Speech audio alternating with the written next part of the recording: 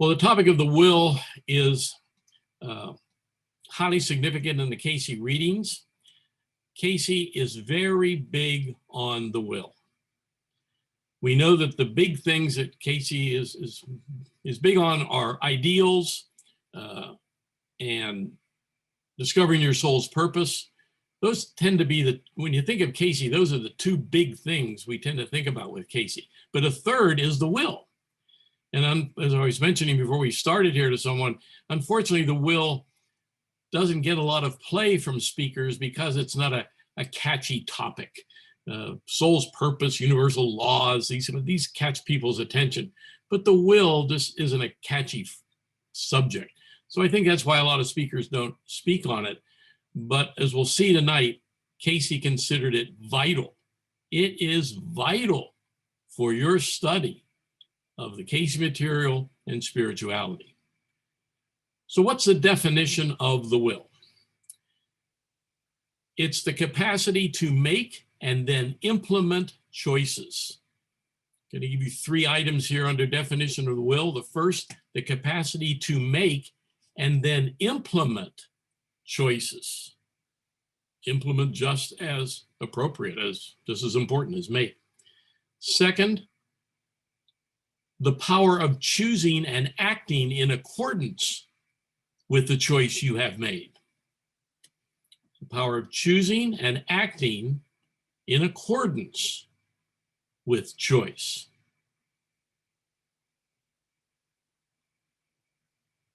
And number 3, I'm going slow for the note takers here because I see some people still writing. Third part of the definition of the will, the aspect of the mind where we decide to do or not do something. The aspect of the mind where we decide to do or not do something. So those are the 3 parts of the definition of the will. So to summarize those 3 in, in one sentence, will is the factor that turns thought into action. Write that down. Will is the factor that turns thought into action.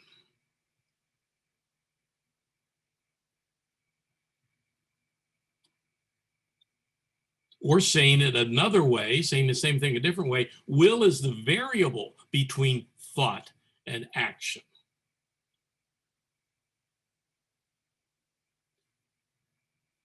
Now let's look briefly at the history of the will. The history of the will is not a good history because in history, the will has been put down.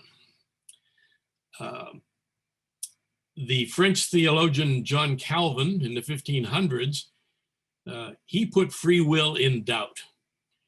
He said God determined in advance who would and who would not be saved. So if we don't have free will, then we're only saved by grace. And this theology of John Calvin has permeated Western thought ever since. Then we have psychologist B.F. Skinner. He lived from 1904 to 1990. And he said that the will is an illusion, doesn't play any part in our lives at all. Skinner said, man doesn't act, he responds. He reacts to situations, but he doesn't act on his own. He also said that all human action is the result of conditioning. And then the third person here that played a big part in the negative history of the will is Sigmund Freud in the 1900s. And he developed an anti-will system. His anti-will system emphasized unconscious motivation and uncontrolled aggressive energies of the id. So because of Freud, people began to think that they were not even in control of their own thoughts. Freud said that wish and drive, they move us. This is what moves us, wish and drive, not the will. So this then diminishes our own sense of self-esteem and responsibility.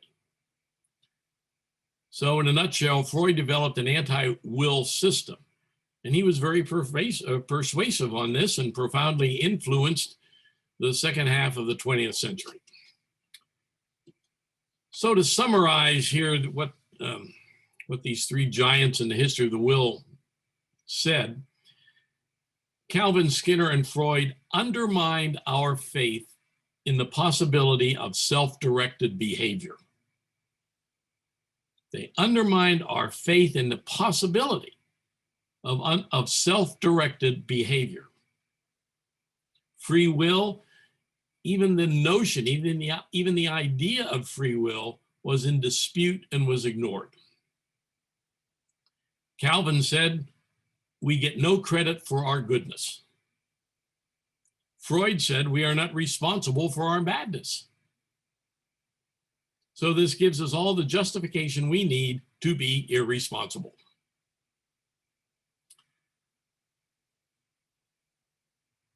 So why does Cayce consider the will so important? Well, Cayce said the soul consists of three parts: spirit, mind, and will. Those are the three parts of the soul, according to Cayce. Now we know Cayce is very big on ideals. Will is what implements the ideals. So obviously Cayce would be big on the will because this implements the ideals. By the way, most of you are pretty experienced on the topic of all the things that Cayce has discussed. What did Cayce say of all the stuff he discussed, all the thousands of readings? What did he say was the most important thing we are to do in life? Somebody jump in with that. What is the single most important thing that Cayce said we are to do in life? Service. Service. That's good. Meditate. That's very good. Forgive. That's good too. But it's not number one. What's the number one thing? To set a spiritual ideal. That's it. No wonder you're a big deal here in Canada. John got it. Establish your spiritual ideal. Here's a second quiz question. What is the second most important thing that Cayce said to do? The second most important thing that Cayce said to do. Okay, John, go ahead.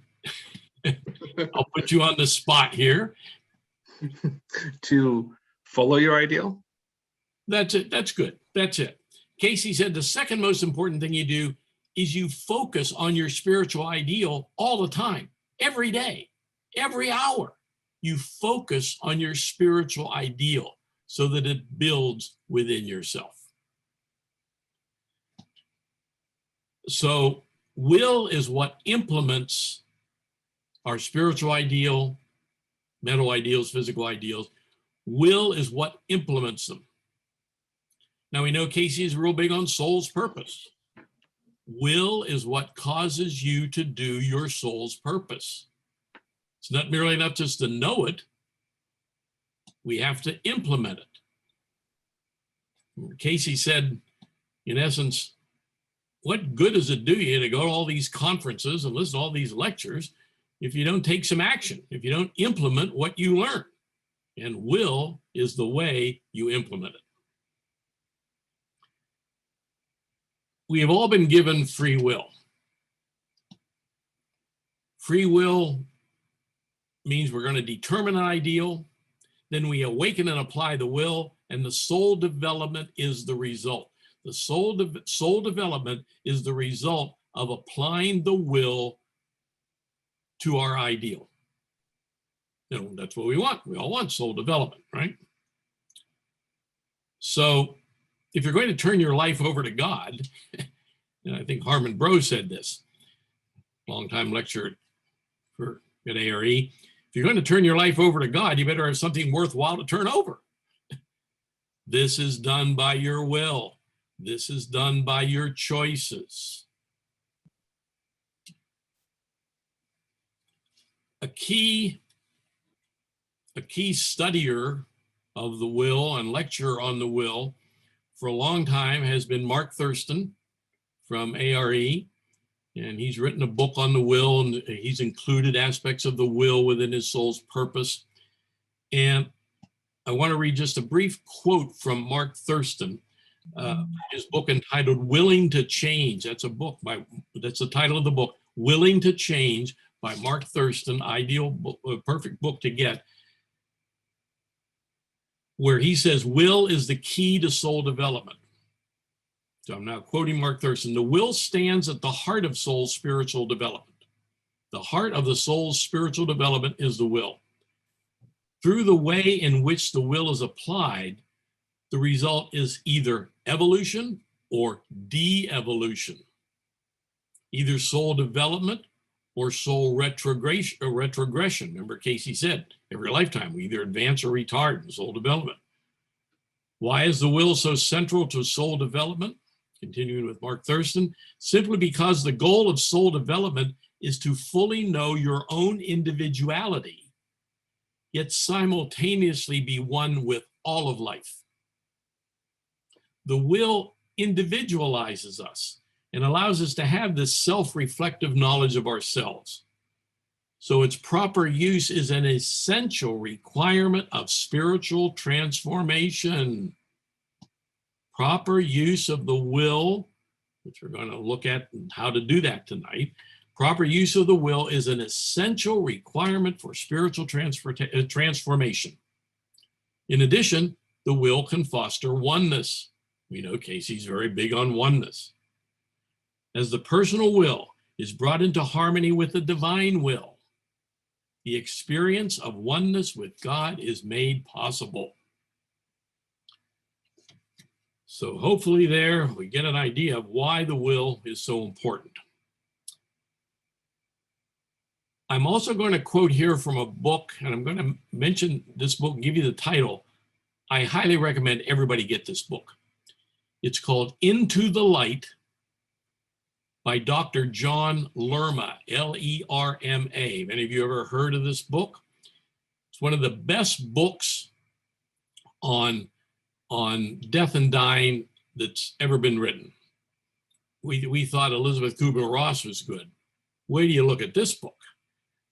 John Lerma was head of hospice at a hospital in Houston. Ed, could you spell the name again? L-E-R-M-A. Thank you. And the book is called Into the Light. And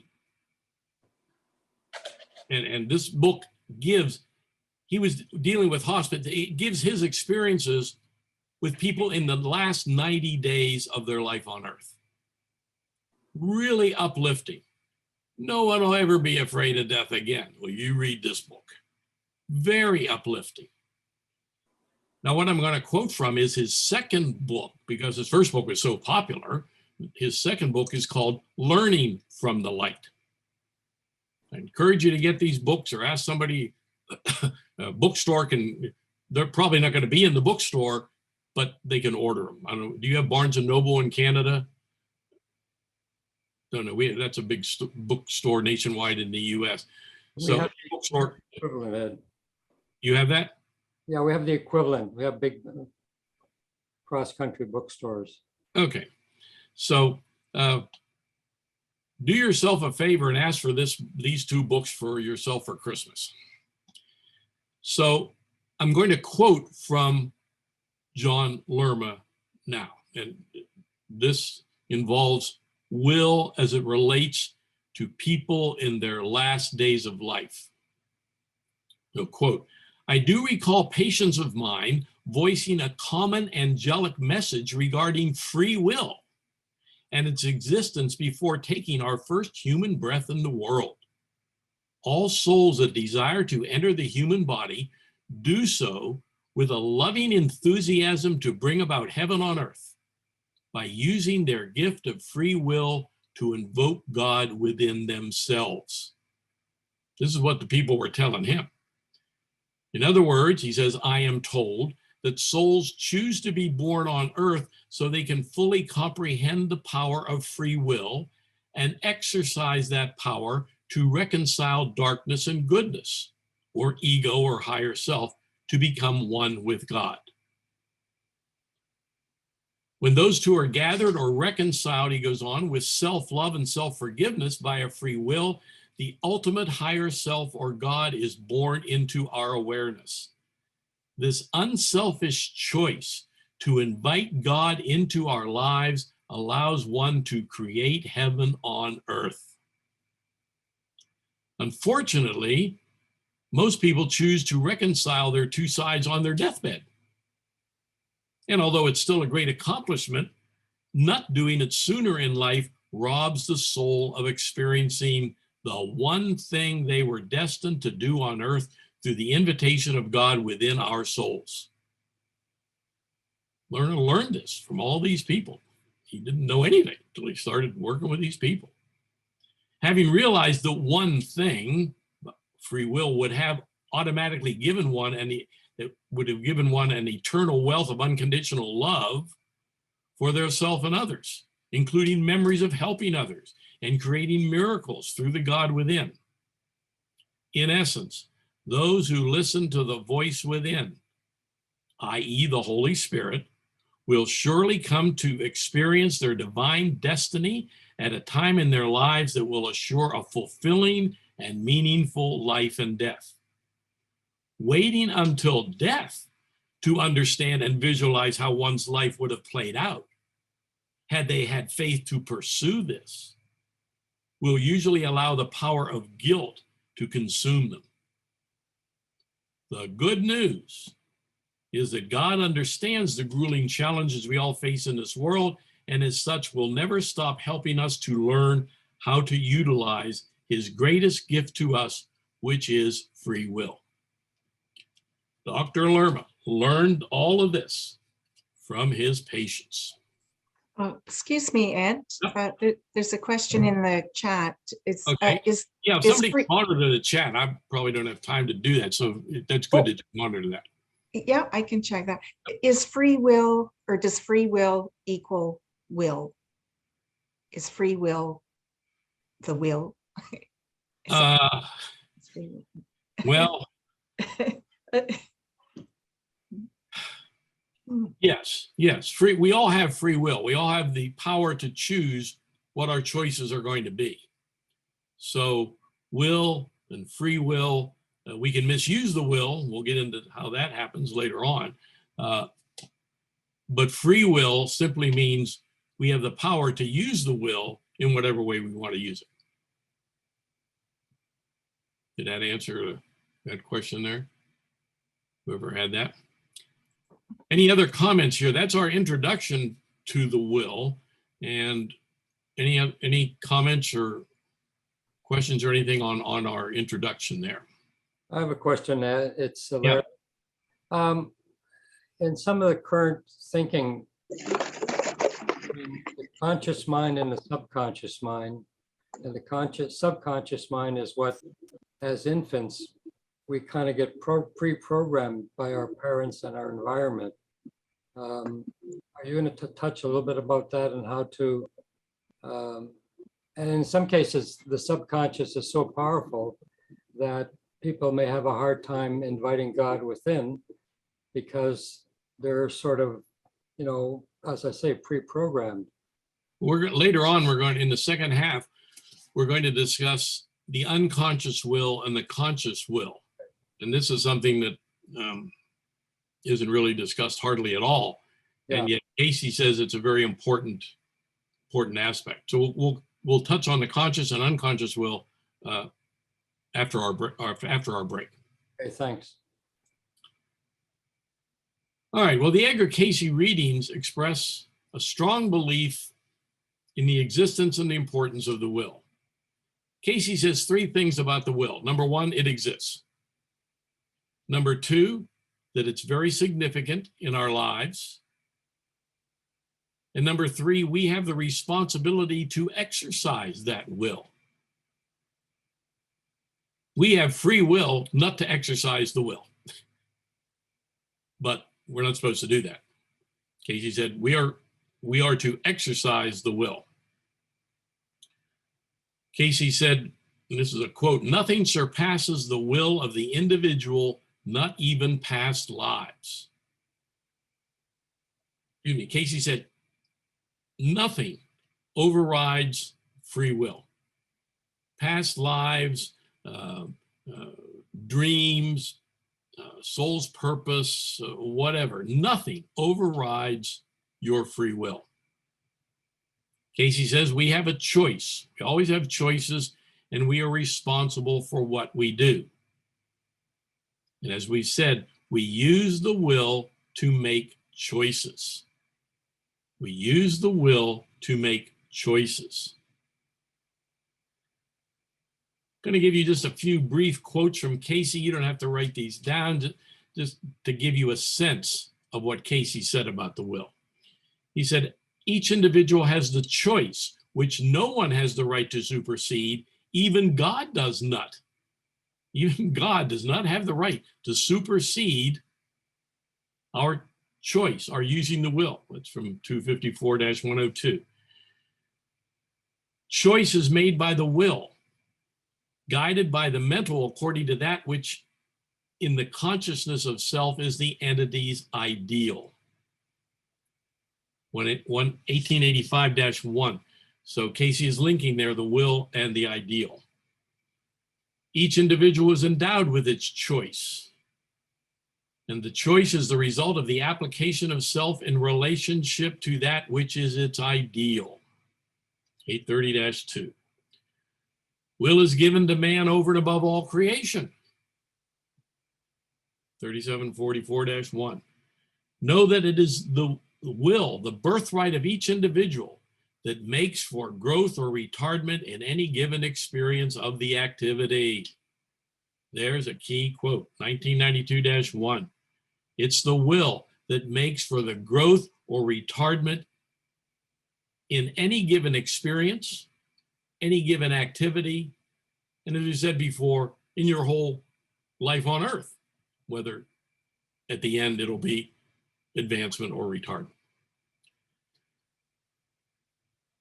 Cayce said, know that no influence surpasses the will of the entity. Make that will then one with that which is the entity's ideal. 1089-3.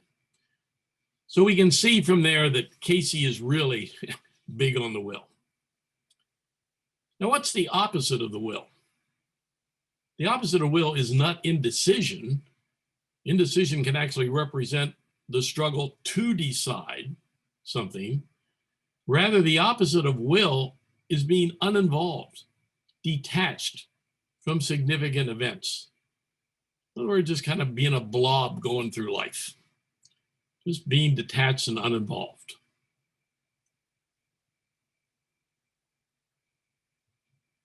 What is the structure of the will? Cayce says the will is part of the soul. That's the structure. It's a part of the soul. 274-1, where he says that. The will is part of the soul. Now, we all know that the readings say we don't have souls, we are souls. In the West here, people tend to say, I am a body and I have a soul. Where in the East, it's I am a soul and I have a body. So the Cayce readings are more Eastern in their perspective. Another couple brief quotes from Cayce. Know that no urge, no sign, no emotion surpasses that birthright, the will, the factor which makes the human soul different from all other creations in the earth. 2172-1. Another quote, there is no urge, no emotion that may not be altered through the will, either for good or for the woe. Will is that gift of the Creator, which makes the soul of man equal with the abilities of a creative force and thus the Son of God. 230-01-1. So I keep emphasizing here the importance of the will because Cayce considers it excuse me, extremely important. Now, he said that the soul consists of spirit, mind, and will. So spirit is that portion of God that's within us. So to find God, we must look within. Cayce said that all over the place. I also lecture on Course in Miracles. I find Course in Miracles, it says the same thing as the Cayce Readings. It just uses different language. And the Course in Miracles says exactly the same thing. And the Bible says the same thing. I forget which chapter it says in the New Testament, the kingdom of heaven is within.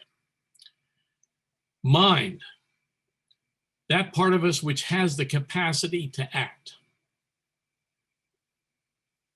The part of us that has the capacity to act is mind.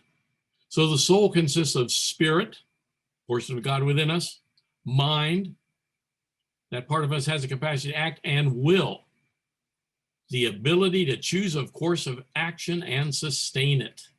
Will is the ability to choose a course of action and sustain it.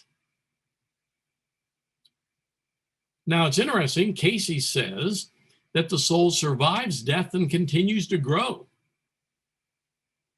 And since mind and will are part of the soul, they continue to grow also. So even in death, we don't escape our responsibility to grow. Or to say it another way, you don't get out of anything by dying. In death, whatever problems we have, we take with us. And whatever strengths we have, we take with us. So will, as a portion of the soul, is eternal.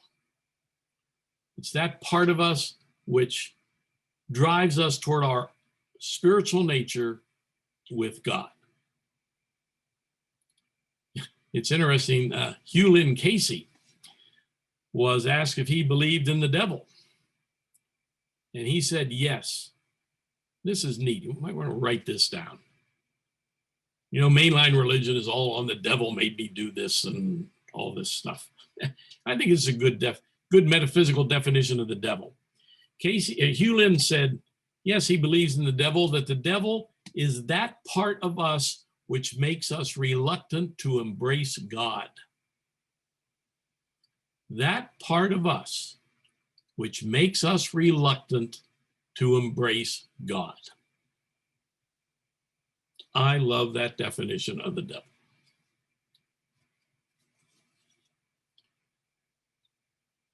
And I'm pausing for the note takers.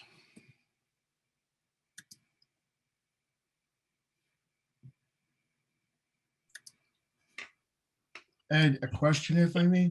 Yep. This has been on my mind for a couple of minutes. You keep on stressing the part of the will. So in the Garden of Gethsemane, when Jesus was fighting with it and had asked, if this cup of suffering could be taken from my lips, but your will be done and not mine. Does it even go to death on the cross where we still continue to fight with this, even though we know we are in line with it? Yeah, Cayce was fighting. He wished the cup could have been taken from him, but the bottom line was God's will. And so if it's God's will, then he goes with the program. And that's the way with all of us. All of us get guidance all the time. If we ask Cayce, if we look for spiritual guidance, Cayce has his whole method of how to do this. We may not like the guidance we get, but we go with the program if we're into God's will. But we have free will. We're free to say, no, I don't like your will, so I'm going to go with my own. And that's a decision we have to make here in Earth School, and we make that decision every day. Are we going to go with spiritual will or with our own will? The Course in Miracles says, I will make no decisions today without consulting the Holy Spirit first. I think that's a neat thing to say the first thing when you wake up in the morning. I will make no decisions today without consulting the Holy Spirit first. Did that answer your question there, Robert? Yes, I was only because he was already aware of what it was and he was still fighting. And the reason that's important for me to know, it shows how fragile that line is. Oh, yeah, right. And so frustration enters in very easily, in other words. Yeah, his earth physical self didn't like the hand he was dealt, but he knew that the spiritual side was far greater than that, and he went with the program. Thank you. All right, so how do we experience our will? How do we exercise the will? How do we strengthen our will? Key sentence, write this down. The will is expressed in action. Exclamation point. The will is expressed in action.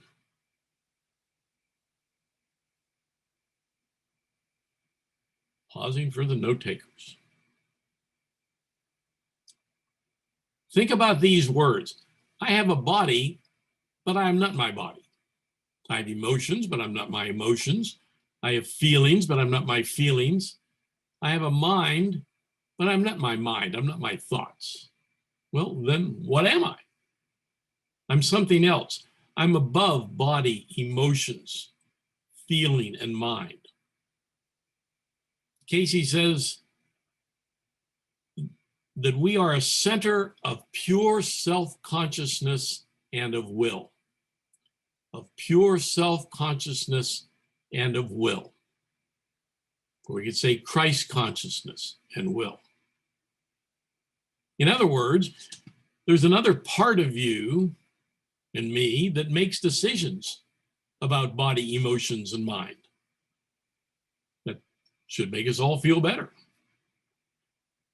And we get this meaning in our lives by acting. This is what makes life meaningful, by acting. Remember, Cayce said, do something.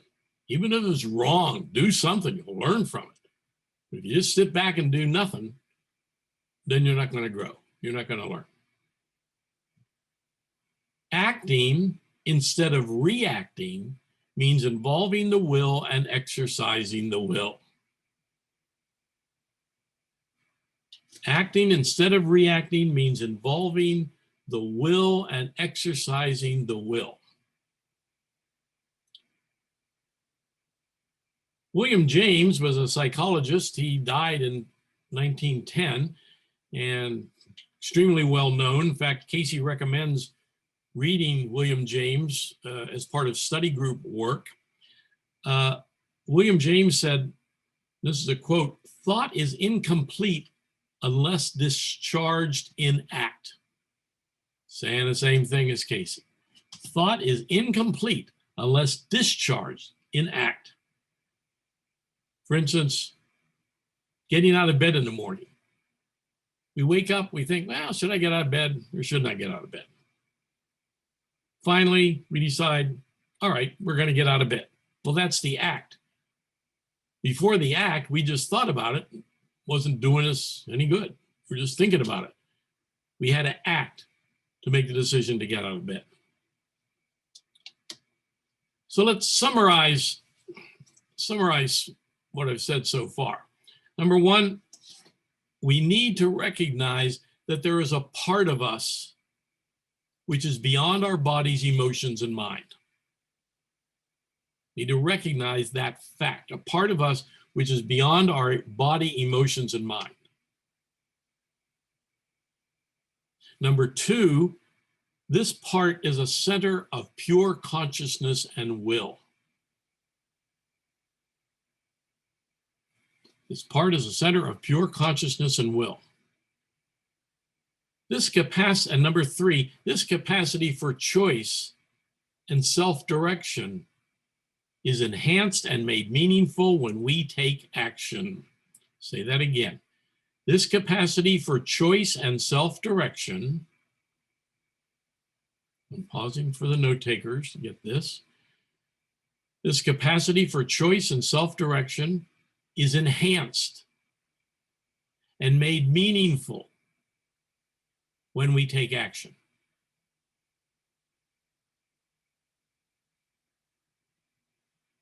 That third item can be summarized real simply, I act, therefore I am.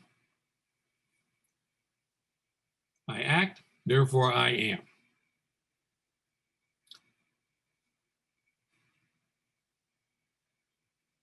So, how do you know you have a will? Well, when you decide to get out of bed in the morning, when you say no to a second helping of cake, when you resist the tendency to not be the best you are capable of. In other words, you resist the pull away from God. When you do that, that shows you have a will. When you resist the pull away from God and you go with your inclination to be one with God.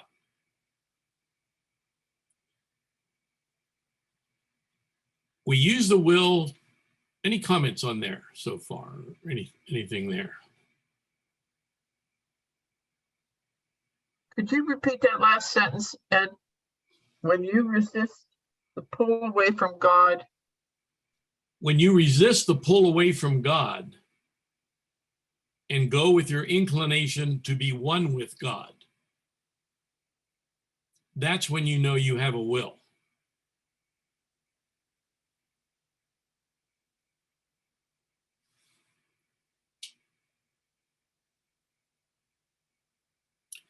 As we've said, we use the will to make choices.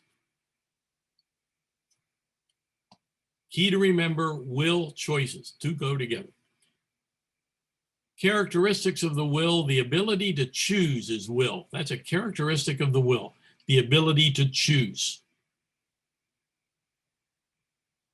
And the second characteristic of the will is the ability to be used by influences. The ability to be used by influences, either beyond ourself or within ourself, to direct us. If we're willing to be used by these influences, that's also will. So let me run a couple more quick quotes from Cayce by you here. Will is the active principle making for the individuality of an entity. I think most of you being experienced Cayce people, Cayce talks about personality and individuality. Personality is all the traits we have while we're here on earth. Individuality represents our true self, our soul. So when we pass on, our personality goes away, but the individuality always stays. So Cayce said, will is the active principle making for the individuality of the entity. In other words, without the will, we wouldn't be an individual spiritual creation. We'd be like a robot. The will is what makes humans different from the rest of creation. The will makes you a unique, special soul. Pausing here for the note takers.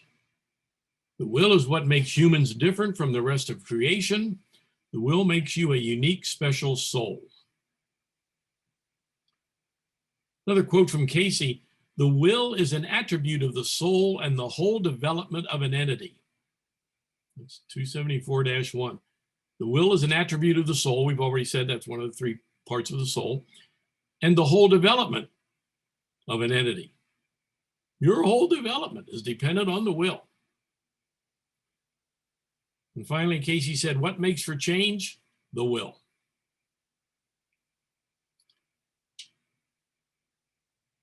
We talked briefly before about ideals.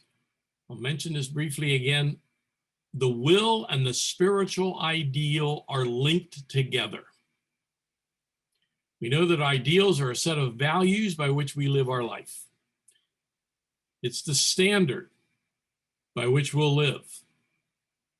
It's also the standard by which the will is controlled or measured. Key sentence here, write this down. The will is the motivational force to implement the ideal.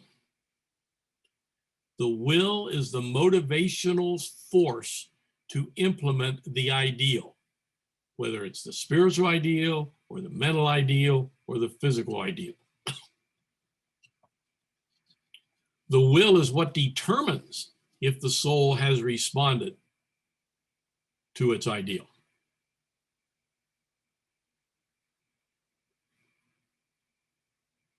Cayce said, if you want a strong will, you must have clear values and ideals. Once you have these, then it's not difficult to make decisions with the will. But if you don't have clear values, if you don't have ideals, then it's really difficult to develop your will. And I have a question. Yep, go ahead. Yep. Earlier, you said the soul is made up of the spirit, mind, and will. Yep. Now, is there a difference in the strength of the mind versus the will? And the reason I ask that, if someone is hypnotized, I assume it's the mind, either the conscious or well, presumably the conscious mind, that has been somehow taken away. Does that also influence the will, that that person who's hypnotized no longer has a will? Do you have any sense of that? It could mean the person has a weak will and allows their mind to be hypnotized. It's an interesting question you ask. What percentage of the soul is spirit, what percentage is mind, and what percentage is will? That's a good question, which I don't know the answer to, and I think I would like to find out that answer, so I will try to research that. But that's an interesting question. My inclination is to say they're equal, but that's just my guess, so there's really no fact behind that. But if the will exercises, the will is an act of the thought that first comes from your mind. Right. So therefore, well, anyways, that's just. So if you don't have any thought, there's nothing for the will to implement. Right, exactly. If you're just a blob and haven't established a spiritual ideal, and we know the mental ideals implement the spiritual ideals, then the will is going to be zero. Yeah. Because there's nothing for the will to work on, to act on. So if we're trying to cultivate our spirituality or go in the direction to invite God within, it's the mind that we should be working on, and then the will act based on how the mind is evolving. At least, am I misinterpreting that? I would say Cayce says both. Use the mind, but the mind is no good unless you implement what's in the mind with the will. So I would say Cayce says both are equal. Can't have one without the other.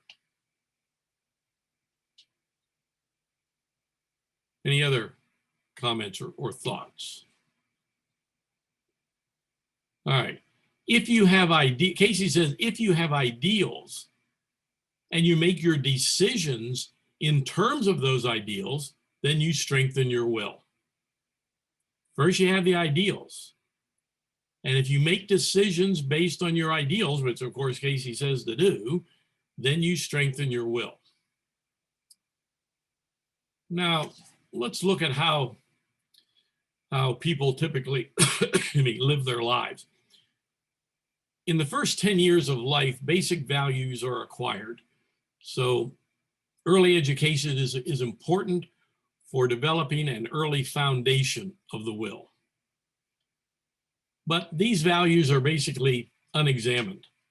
So to get a fully developed will, we have to examine the ideals and values we acquire in our youth. And we acquire ideals and values in our youth primarily from our parents. And then once we grow up, become adults, then we discard what we can't accept and we develop other values and ideals, do both, and then we live within our ideals. So that's kind of the format of how we go through life. We establish ideals based on what our parents think, but then eventually we either accept them or discard them or keep some and discard others, and so that we can live with our own ideals.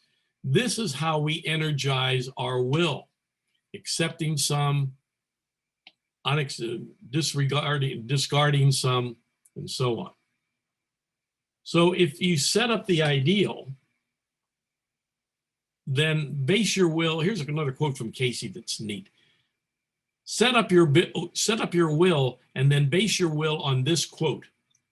In the doing comes the understanding. Do something. Cayce quote, write that down. In the doing comes the understanding. Do something.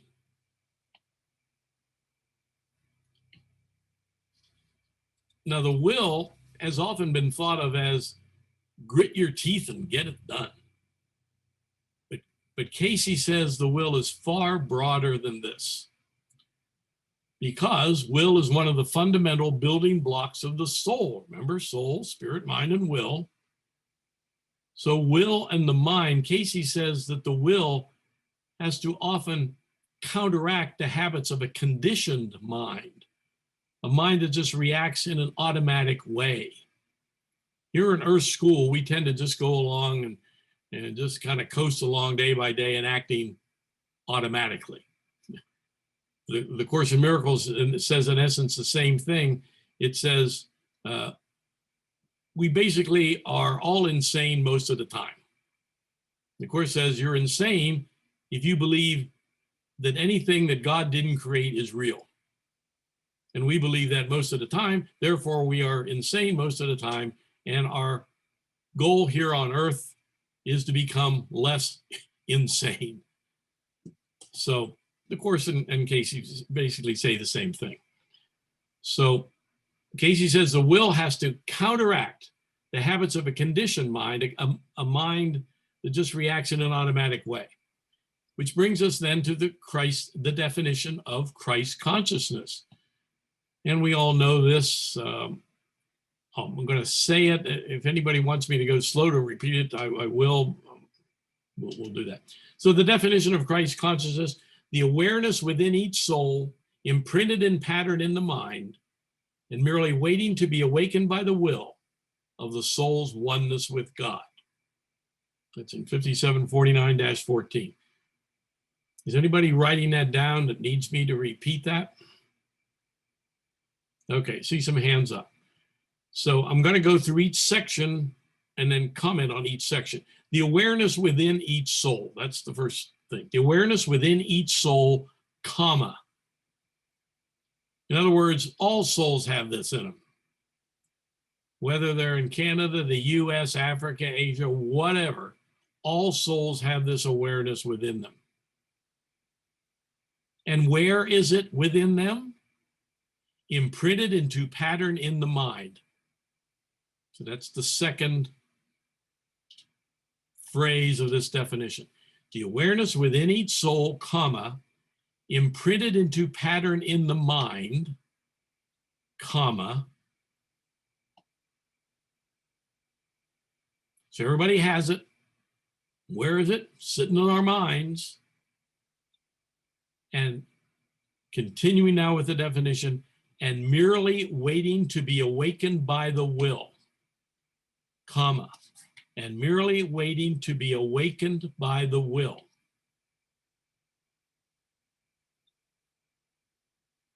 So everybody has the first two parts. It's within everybody, and it's in their mind. But part 3 says it's got to be awakened by the will, and that's where a lot of people fall short. Finishing off the definition after the comma, after by the will. So what's waiting to be awakened by the will that's in our mind? Our oneness with God. And the actual definition says, of the comma after will, of the soul's oneness with God.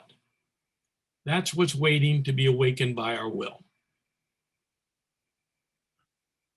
Course in Miracles does the same thing. I have a question for you. Yep. Correct me if I'm wrong. Cayce had stated that the Christ ideal was the highest that we could aspire to, correct? Right. He said the highest ideal is Christ consciousness. Yeah.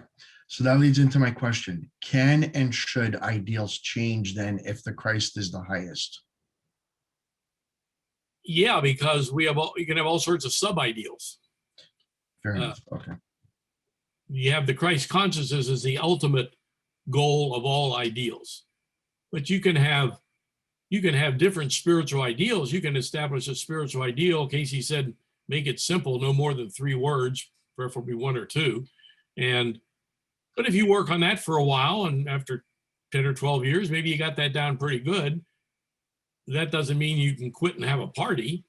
Maybe you can have a party for 2 weeks, but then you're going to be given another spiritual ideal, and either you'll seek that out for yourself, or God, the Holy Spirit, Christ, whatever will give this to you.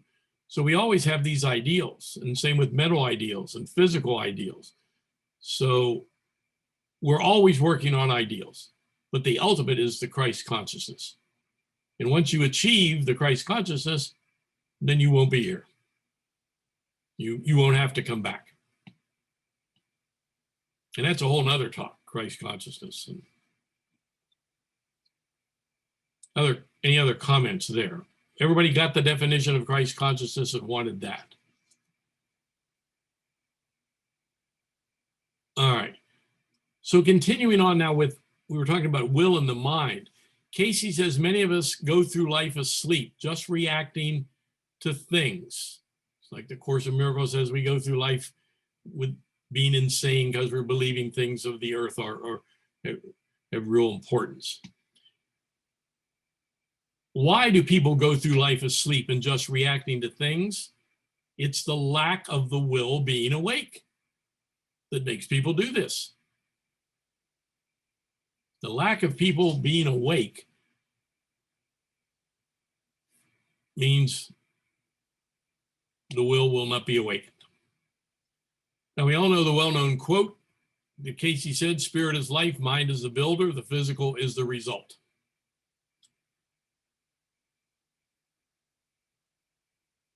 Just pause briefly, a couple people are writing that. Spirit is life, mind is the builder, the physical is the result, one of the all-time key Cayce quotes. So therefore, if mind is the builder, the will is the individualizer. We talk about exploring the mind. For the will, it's awakening the will. So if you haven't awakened your will, then you don't know yourself as individuality. You may know yourself as personality, but you don't know yourself as individuality, which is the part that will carry on lifetime after lifetime, because you haven't awakened to your uniqueness as a spiritual creation. You might recognize your uniqueness in personality of the earth, but you haven't awakened your uniqueness as a spiritual creation, as part of your will being part of the soul. So let's put this another way. If mind is the builder, who is the architect of this building that we're building? Who is the foreman of this building that's under construction? It's the will. If mind is the builder, it's the will that's the architect and foreman of the building under construction.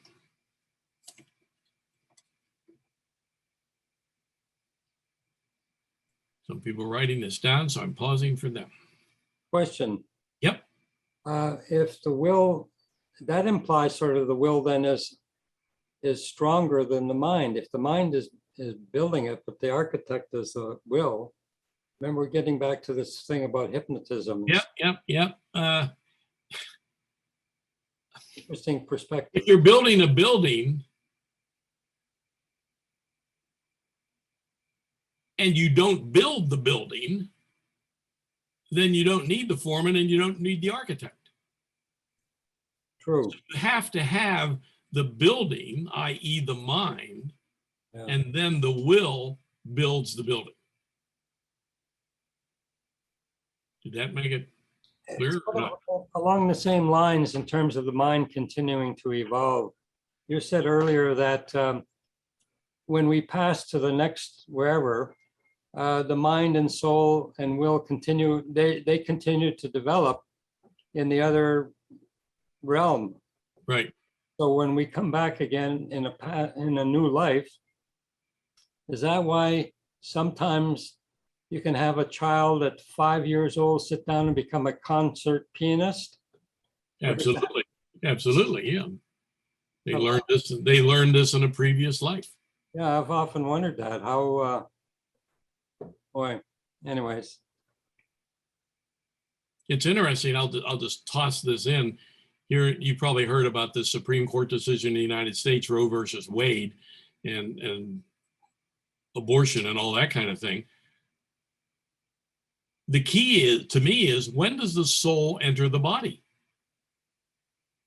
Now, the people that are anti-abortion are saying, well, this is a live, living entity at, what is it, 6 weeks or something like this. But what does Cayce say about when the soul enters the body? Cayce says the soul enters the body between 3 days before birth and 3 days after. Now, if we accept the idea that a body is not a true body until the soul is there, this puts a whole different light on the abortion issue. There's just something to consider.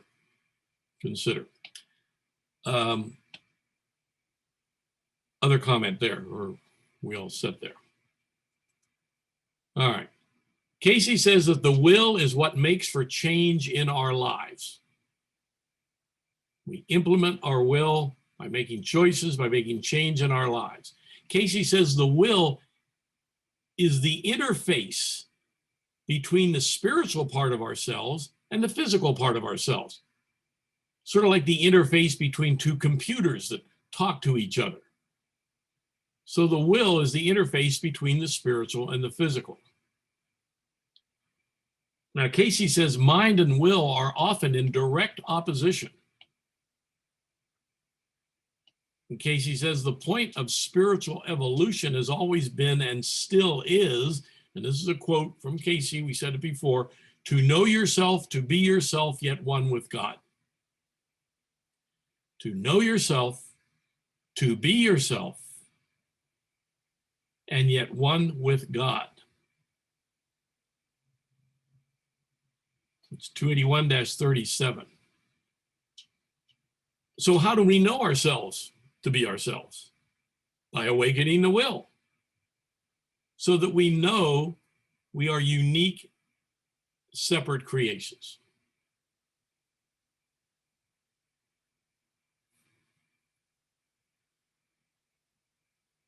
Comments? Any other comments or questions on what we've covered there?